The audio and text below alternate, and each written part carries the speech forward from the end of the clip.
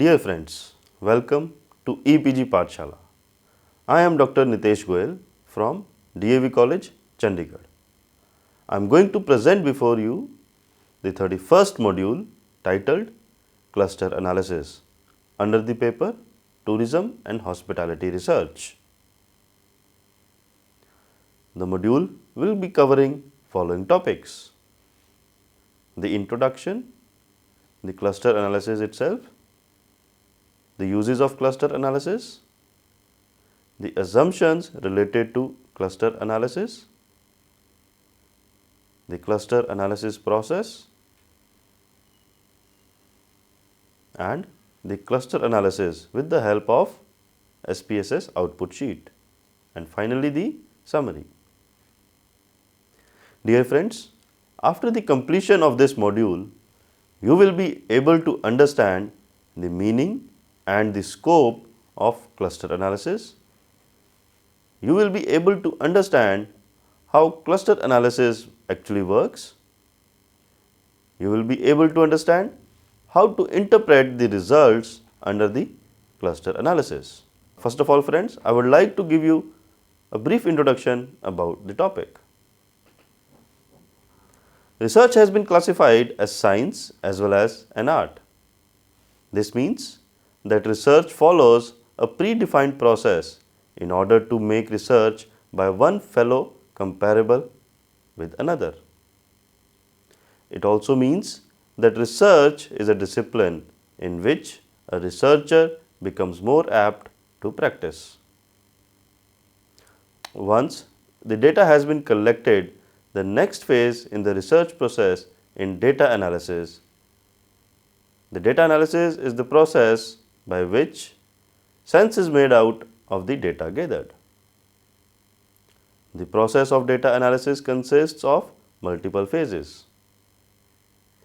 The first phase of data analysis is data processing, which basically refers to organizing the data for analysis by arranging it into rows and the columns. The softwares like SPSS are used for statistical analysis. Therefore, in our case, data processing refers to inputting the data into software specific format. Therefore, the data processing refers to the structuring of the data so that it can be lent itself to analysis better. The structured data is referred to as the data set. The second stage of data analysis is data cleaning. Data cleaning refers to removing of errors from the data set. These errors might be in form of incomplete data, duplicate entries, or typing errors. In simplest of forms, data cleaning refers to identifying the inaccuracies in the data and then removing them. The third stage of data analysis is exploratory data analysis. Exploratory data analysis refers to the process of generating means and median for the data in order to understand the basic nature of the data. This is done in order to identify the messages hidden in the data and to develop an insight into what form of detailed analysis can be undertaken on the data. The next phase of data analysis is developing and applying models for testing the hypothesis.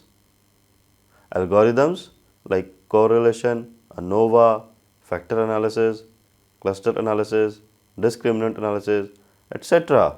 are applied to find relationships among the variable and also to test the nature of this kind of relationship. Therefore, the data analysis process is the data analysis techniques that are divided into three broad categories, that is univariate analysis, bivariate analysis, and multivariate analysis. The univariate analysis refers to an analysis when there is only one variable in the study. Common techniques used in this analysis are mean, median, mode, and standard deviation. Bivariate analysis is an analysis when there are two variables involved in the study. The common techniques used in this analysis are correlation, bivariate regression, t-test, ANOVA, etc. Multivariate analysis is an analysis where more than two variables are involved in the study. Some of the common techniques used for this analysis are the multivariate regression, the discriminant analysis, logistic regression, M-ANOVA, the factor analysis, the cluster analysis, etc. The current lesson discusses one of the techniques of multivariate analysis only, that is the cluster analysis. Now we take on the cluster analysis. Grouping similar objects or cases into homogeneous groups is the fundamental purpose of cluster analysis. Cluster analysis refers to a class of techniques which is used to create homogeneous groups from cases or the objects. One of the key uses of cluster analysis is in market segmentation. A company, by converting a heterogeneous market into an homogeneous one, is able to understand the needs and the wants of the customers more efficiently and effectively. The homogeneous groups are referred to as clusters in the cluster analysis. It is important to note that the cluster is a homogeneous group within itself on the basis of the characteristics which is used to form the clusters. However, clusters are heterogeneous amongst themselves, that is, cluster 1 and cluster 2 will have different characteristics on the same variable which is used to cluster the cases. Both cluster analysis and discriminant analysis are the techniques which are concerned with classification of objects or the cases. The main difference between the two is that the discriminant analysis requires the knowledge of clusters before the classification rule can be developed for the discriminant analysis. However, cluster analysis is a technique which has no prior knowledge about the classification, and therefore it would not be wrong to say that discriminant analysis is a technique which is actually based on cluster analysis. That is, in most cases, cluster analysis is done before undertaking the discriminant analysis. Now let's take on some of the uses of cluster analysis. Friends, following are the main uses of cluster analysis. First, understanding the cluster behavior. Cluster analysis as a technique is used to identify the groups within the cases. These groups are homogeneous in nature. For example, a hotel manager wants to understand what strategies to implement in order to increase the sales on a Tuesday in North India. Now, why we have taken this example? Because Tuesday being a day when North Indians do not consume alcohol or non-veg for religious reasons. One other option that the hotel manager has is to study North India as a whole. But the whole North India is not his target customers. He has a specific set of customers whom he is trying to sell his product. This set of customers is homogeneous in nature, which is based on some characteristics like income, religion, purchase behavior, etc. Cluster analysis is used in order to divide the market into homogeneous groups and then understand the behavior of various clusters so as to reach the target most profitable. Second, identify new product opportunities. In the same example, it can be seen that while studying the various segments, the hotel manager might be able to identify the products or services which he had not thought of before. Therefore, cluster analysis is also used to identify new product opportunities. The third use is reducing data. It is important to note here that factor analysis is a technique which is used for dimension reduction, while cluster analysis is a technique which is used for reducing the data. So friends, after having the uses, now we take on the assumptions of cluster analysis. Cluster analysis and its related procedures are based on same set of assumptions as multiple regression. First, no outliers. One of the basic assumptions of cluster analysis is that the data set does not have any outliers. Second, linear relationships. The second assumption of cluster analysis is that the variables should have a linear relationship. Cluster analysis as a tool is a study of correlation between the variables. Therefore, if there is no linear relationship, cluster analysis cannot work. Next is the interval data. Another important assumption for cluster analysis is that the data must be collected at least on interval scale. Cluster analysis cannot be applied on nominal or an ordinal scale. The next assumption is the lack of high multicollinearity. It is important that in cluster analysis, the data set does not exhibit multicollinearity. Multicollinearity refers to the tendency of a variable to be significantly correlated with multiple variables under study. The next assumption is normality for purposes of significance testing. As discussed above, cluster analysis is one of the parametric techniques of analysis. Therefore, the assumption of normality is important for cluster analysis. Now we come to the process of cluster analysis. Cluster analysis is based on the simple process of measuring distance between the cases or objects. In cluster analysis, the cases which have minimum distance with each other are put in one cluster. This process is repeated until one lands up with multiple groups which have minimum distance amongst the members within the group. Though the fundamental of cluster analysis is very simple, the process of cluster analysis is divided into 4 steps. As per the first step, decide on the clustering variable. The first step in the cluster analysis is to determine the variable on basis of which the cases have to be grouped together. This variable can be as simple as age, gender, income, or as complex as a psychographic variable like culture. It is very important that if a researcher is choosing multiple variables to group cases, then the variables should not have multicollinearity. The variables can be classified into general variables or specific variables, and also into observable variables and unobservable variables. General variables refer to culture, demographic variables, while specific are referred to usage frequency, brand loyalty, etc.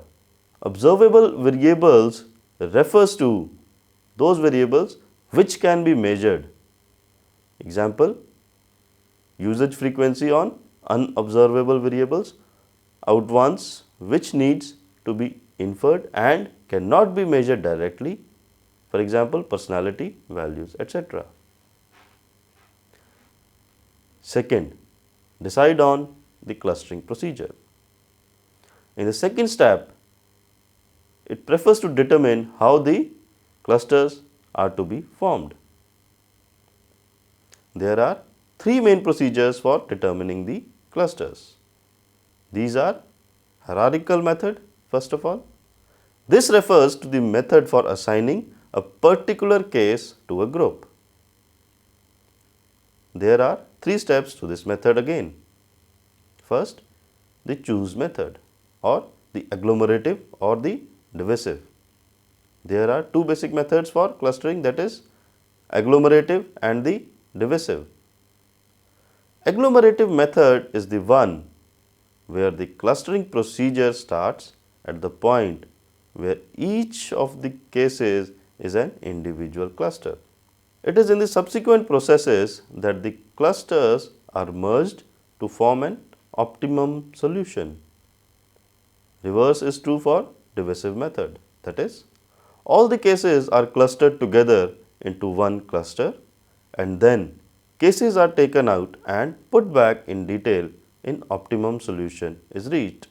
The second is choose the measure, that is Euclidean distance, Chebyshev distance, city block distance.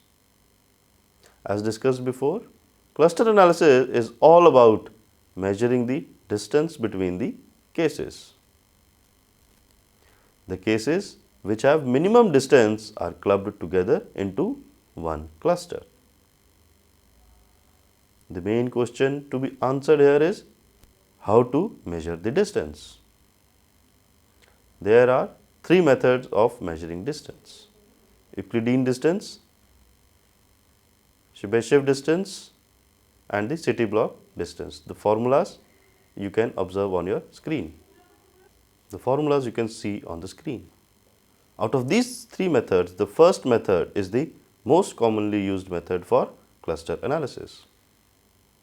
Then comes choosing the clustering algorithm, that is single linkage, nearest neighbor, complete linkage, that is the furthest neighbor, average linkage, that is the Ward's method, the centroid. The next stage in the hierarchical method is to decide the clustering algorithm to use. Some of the common clustering algorithms are single linkage, the complete linkage, the average linkage and the centroid method. The algorithm basically refers to what 2 points to measure the distance between. For example, in centroid method, a geometric center for each cluster is computed and then the distance between these centroids is measured. In single linkage method, the distance between the two short test cases in the cluster is measured. Centroid and Ward's method are the most commonly used clustering algorithms. It is important to note here that in hierarchical method, the number of clusters is not known. It is more of an exploratory kind of clustering where number of clusters is decided on the basis of agglomerative schedule. Then comes the partitioning method or the k-means method. The another method for cluster analysis is the k-means method. As far as marketing is concerned, this is the most important method. In k-means method, the clusters are not based on distance measures as is the case in the hierarchical clustering. In this method, within cluster variation is used as a measure for forming the cluster. This procedure aims clustering the data in such a way that within the cluster of variation is minimized. Therefore, this is treated as a more reliable method as compared to the hierarchical clustering method. However, friends, it is important to note here that the starting point of this analysis is dependent upon some prior information about the total number of clusters. The clustering process starts by randomly assigning cases to the clusters and then these cases are reassigned to minimize the variation within the cluster. Next is the two-step method. Two-step method is a method which is used in order to retain the best of both the methods. In this particular case, a researcher first undertakes the hierarchical method in order to determine the number of clusters and then applies the key means method to derive the cluster membership. The third step, decide on the number of clusters. The hierarchical method is best suited for deciding the number of clusters that the researcher wants to go with. It is possible for a researcher to decide the number of clusters either on the basis of secondary data or on the basis of experience. In either one of the cases, it is very important for a researcher to decide the number of clusters before the analysis can be taken to the next stage, that is validation and interpretation. So, as just said now, the next step comes the validate and interpret the cluster solution. It is very important to assess the stability and validate the cluster solution generated. Stability is evaluated using different clustering procedure on the same data set. Similarly, validating of the solution is more qualitative in nature.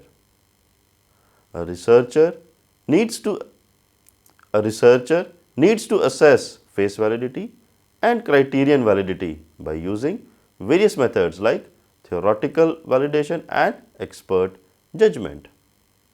Now, after having understood what is cluster analysis, let's have a better view through an SPSS software. In order to understand the cluster analysis, we continue with the example used in the module that presented the ANOVA. In the year 2001, Goa's share of the total foreign tourists coming to India was 4.78% of the total foreign tourists arrival in India as per the report of Tourism 2002. This share of Goa of the total foreign tourists coming to India has decreased to 2.47% total foreign tourist arrival in India as per the report of 2014.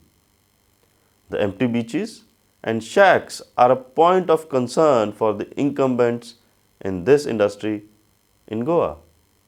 The incumbents of the industry hire a researcher to study the factors affecting the customer satisfaction. The researcher, as a part of the analysis, now wants to compare the customer satisfaction from Goa in terms of foreign tourists. The countries under analysis include UK, USA and Europe. The researcher has now developed a list of variables on the basis of some review of literature which influences the customer satisfaction. Therefore, the question it contains a section for independent variables and a section for customer satisfaction. Based on review of literature, the researcher made a list of all the factors which could influence the customer satisfaction from Goa. These variables included the holiday experience, perception about the heritage, tour experience, accommodation facilities, food experience, safety and hygiene dimensions, cleanliness on beaches and overall nightlife and local information. In all, 13 variables were chosen for the study. In order to help the researcher with data analysis and to understand the nature of the data, factor analysis was applied on these 13 variables. However, the researcher's analysis of independent variables would be incomplete if he does not understand the levels of customer satisfaction. Therefore, for the current research problem, it would be greatly beneficial for the researcher and the decision maker to understand how these 13 variables influence the levels of customer satisfaction, that is high, medium and low.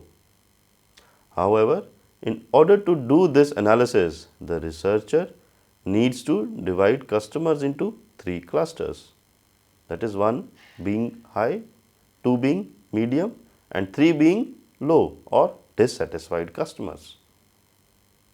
The steps are as follows. The step 1, select Analyze and then click Classify. Though in the current example we already know that the number of clusters to be generated is 3 and therefore we can apply the k-means method here directly. Yet for discussion purposes, we will apply first the hierarchical clustering method. The second step, move the variable chosen for analysis into the box marked. In the current example, it would be satisfaction. The third step, in the buttons marked statistics, plots and methods, the default processes are well accepted for analysis. And then press OK. In the fourth step, the first output table is the case processing summary. The table on your screen indicates that there were 101 respondents in the research. The next output table in SPSS is the agglomerative schedule. Because the agglomerative schedule contains 100 rows, only top few rows and the bottom ones are illustrated in this figure. Of this figure illustrates the stages in the agglomeration schedule. Friends, notice that the last row is 100, which indicates that it is a 2-cluster solution. Now recall that in agglomeration schedule, stage 1 is where each one of the cases forms of independent clusters. The number of clusters in this particular case is decided by subtracting the coefficients of one stage from another. Stage at which the decrease in the coefficient is maximum is considered the most optimum cluster solution. In this example, because there are 101 cases, stage 100 is 2 cluster solutions and 99 is the 3 cluster solutions. The decrease in the coefficient between 100 and 99 is 3.135 and 1.013, that is 2.122. In the subsequent stages, the decrease in coefficient is less than this value and therefore 3 cluster solution is the most optimum one. Then the next step, to apply the k-means cluster analysis, select Analyze and then Classify. The rest of the process is similar to hierarchical cluster analysis. One of the main difference is in the process is that the researcher has to mention the number of clusters. In our current example, notice in the following figure that the number of clusters has been specified as 3. Then for further analysis, which we will use in discriminant analysis, it is important to save the cluster membership. In order to do this, simply click on Save and Cluster Membership. Click Continue and OK. The direct resultant of this choice would be that an additional column would be added in the data sheet specifying the cluster membership of that particular case. This particular column would be used during the discriminant analysis. However, in cluster analysis, it can be used to check the stability and the validity of the clusters. One of the tables in the output sheet is the iteration history. This table indicates that after the 5th iteration, the cluster solution was relatively stable. And after the 5th iteration, no more changes in the cluster membership was required. There is another important table in the output sheet. As you can see on your screen is the final cluster centers. This particular table indicates that using overall satisfaction, the centroid of cluster number 1 was equal to 4.83. Centroid of cluster number 2 was equal to 3.18 and centroid of cluster number 3 was equal to 1.08. Now recall our Likert scale on which data was collected, where 1 was for dissatisfaction and 5 was for satisfaction. Using the scale, we can say that cluster number 1 represents satisfied customers, cluster number 2 represents neutral customers, and cluster number 3 represents dissatisfied customers. Now, from the next table, you can observe that there are 3 groups which are homogeneous among themselves and heterogeneous with each other. These clusters can be further analyzed using various statistical analysis to understand of a specific group. Friends, let's summarize the module. Cluster analysis refers to a set of techniques which is used in order to divide objects or cases into relatively homogeneous groups, though the fundamental of cluster analysis is very simple. The process of cluster analysis is divided into 4 steps. Decide on the clustering variable. Second, decide on the clustering procedure. Third, decide on the number of clusters. And fourth, validate and interpret the cluster solution.